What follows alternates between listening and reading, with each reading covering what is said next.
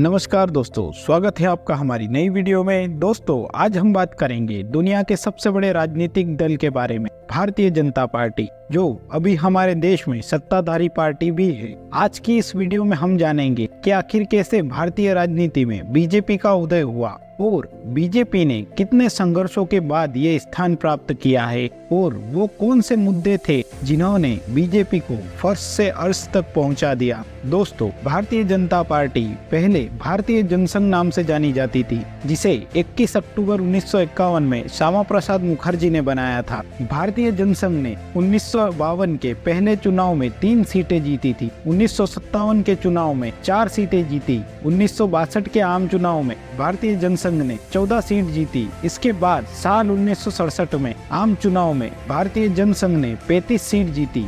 इस तरह भारतीय जनसंघ का विस्तार होता ही रहा। इसके बाद में 1975 में इंदिरा गांधी ने देश में इमरजेंसी लगा दी। इस इमरजेंसी का भारतीय जनसंघ ने भी जोरों शोरों से विरोध किया, जिसके बाद इस पर बैन लगा दिया गया। इमरजेंसी हटी तो 1977 में चुनावों के लिए एक संयुक्त विपक्ष बना, जिसमें जनसंघ का भी विलय हुआ और यहाँ जनता पार्टी बनाई गई। जब चुनावों में जनता पार्टी को बहुमत मिला और मोरारजी देसाई देश के प्रधानमंत्री बने, तो जनसंघ को भी मंत्रालय मिला।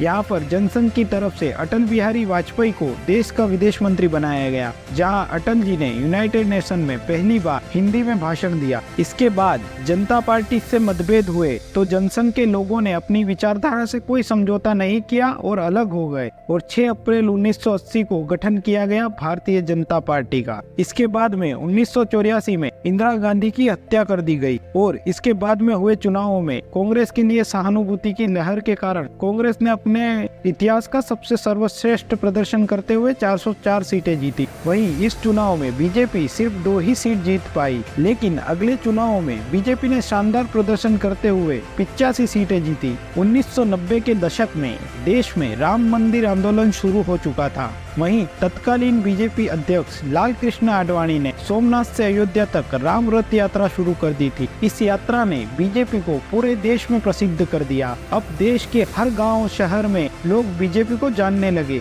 इसके बाद 1991 के आम चुनाव में बीजेपी ने 120 सीटें जीती। इसके बाद भारतीय जनता पार्टी कभी भी 100 सीट से कम नहीं जीती। इसके बाद 6 दिसंबर 1992 को बाबरी ढांचे को ध्वस्त कर दिया गया। 1995 में हुए लोकसभा चुनाव में बीजेपी सबसे बड़ी पार्टी बनकर उभरी। अटल जी प्रधानमंत्री बने, लेकिन बहुमत न ही होने के कारण कुछ ही दिनों में उन्हें इस्तीफा देना पड़ा। 1998 में फिर एक बार चुनाव हुए, बीजेपी सबसे बड़ी पार्टी बनकर उभरी। बीजेपी ने 182 सीटें जीती, लेकिन 13 दिन में ही सरकार गिर गई बहुमत ना होने की वजह से। इसके तुरंत बाद अगले ही साल 1999 में फिर एक बार इलेक्शन हुए और यहाँ पर भी 1998 वाली स्थिति थी, लेकिन अटल जी के नेतृत्व में एनडीए की सरकार ने अपने 5 साल पूरे किए और देश में 5 साल पूरे करने वाली पहली गैर कांग्रेसी सरकार बनी। इसके बाद हुए 2004 के चुनाव में बीजेपी को हार का सामना करना पड़ा, लेकिन बीजेपी और कांग्रेस में कोई विशेष अंतर नहीं था।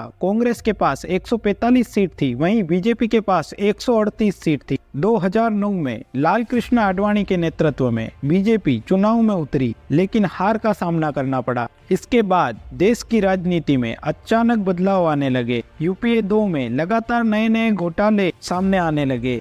देश में बड़े बड़े विरोध प्रदर्शन होने लगे। इन प्रदर्शनों में बीजेपी ने भी भाग लिया। साल 2013 में बीजेपी ने गुजरात के तत्कालीन मुख्यमंत्री श्री नरेंद्र मोदी को अपना प्रधानमंत्री उम्मीदवार बनाया। इसके अगले ही साल 2014 के चुनाव में बीजेपी ने 282 सीट जीतकर पूर्ण बहुमत की सरकार बनाई। ये इतिहास में दूसरी बार था जब किसी गैर कांग्रेसी दल ने पूर्ण बहुमत की सरकार बनाई हो। इसके बाद के 5 सालों में अपनी मजबूत विदेश नीति के जरिए भाजपा ने लोगों के दिलों को जीता। उन्होंने सर्जिकल स्ट्राइक व बालाकोट एयर स्ट्राइक करके अपनी मजबूत सुरक्षा नीति का भी संदेश दिया। इसके चलते लोगों ने 2019 में फिर एक बार भाजपा पर भरोसा जताया और भाजपा ने 2019 में 303 सीटें और एनडीए ने 354 सीटें जीतकर प्रचंड बहुमत की सरकार बनाई। भाजपा 2 में 5 अगस्त 2019 2019 में कश्मीर से धारा 370 हटाई गई। इसके साथ ही उन्होंने अपने चुनावी वादों में से एक को पूरा कर दिया। वहीं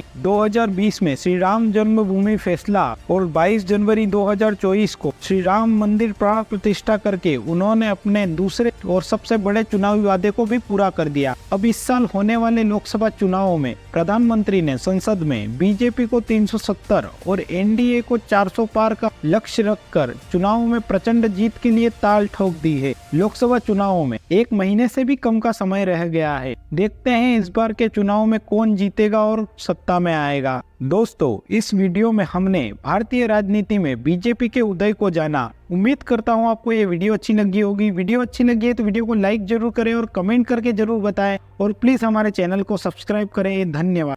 दोस्तों, वीडियो अच्छी लगी है तो वीडियो को लाइक जरूर करें और अपने दोस्तों के साथ शेयर करना ना भूलें। आप में से ज़्यादातर लोगों ने हमारे चैनल को सब्सक्राइब नहीं किया है तो प्लीज़ सब्सक्राइब जरूर करें। यह हमें आगे वीडियो बनाने के लिए प्रोत्साहित करता है। धन्यवाद।